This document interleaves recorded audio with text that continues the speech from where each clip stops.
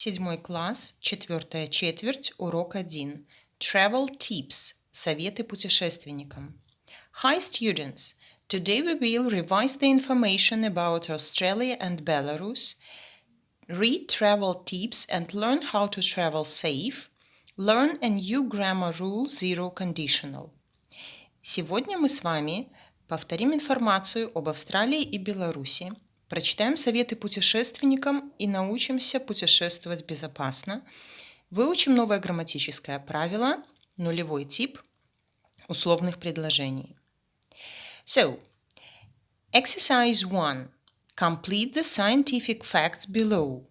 Дополните научные факты ниже. What do you remember about Belarus and Australia? Can you explain the time and season difference between Belarus and Australia? Можете ли вы объяснить временные и сезонные различия между Австралией и Беларусью? Exercise 2A.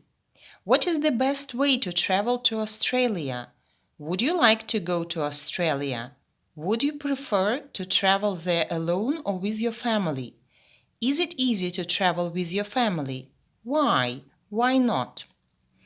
Какой самый лучший способ путешествия в Австралию? Вы бы хотели поехать в Австралию? Вы бы предпочли путешествовать туда одному или со своей семьей? Легко ли путешествовать с семьей? Почему или почему нет? Now, let's read travel tips on page 211 and answer the question. Would you be happy if your parents followed these tips while traveling? Прочитайте советы путешественникам и ответьте на вопрос. Были бы вы счастливы, если бы ваши родители следовали этим советам во время путешествия? Now, please, look at the highlighted sentences. These are the examples of zero conditional. Read them again and answer the questions. Посмотрите на выделенные предложения. Это примеры нулевого типа условных предложений. Прочитайте их опять и ответьте на вопросы. Which tenses are used in the main clause and which tenses are used in the if clause? Какие времена употребляются в главной части предложения и какие времена употребляются в придаточном предложении с союзом if? When do we use comma and when not? Когда мы используем запятую, а когда нет? Now let's check. In the if clause, we can use present simple or present continuous.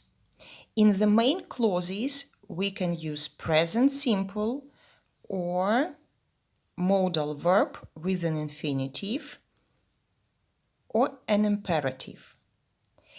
We use comma when if clause goes first. We don't use comma when the main clause goes first. Итак, в придаточном предложении с союзом if мы используем время present simple или present continuous. В главной части предложения мы можем использовать present simple либо модальный глагол с инфинитивом. Запятая ставится, если придаточное предложение идет в начале. Запятая не ставится, если предложение начинается с главного предложения. So, use this information to complete the rule in your workbooks at page 57. Используйте эту информацию, чтобы дополнить правила на страничке 57 в воркбуке. Please open your books at page 212. Exercise 4A. Complete the following travel tips with the correct forms of the verbs. Add modal verbs where necessary. Дополните советы путешественникам правильной формой глагола. Добавьте модальный глагол, если он нужен. Look at the footprint. There is a new word. Fossils. Fossils. Окаменелости. Exercise 4b. Reread the travel tips in exercise 2 and 4. Put them into the following categories: planning, getting ready, packing, food, things to do, airport tips.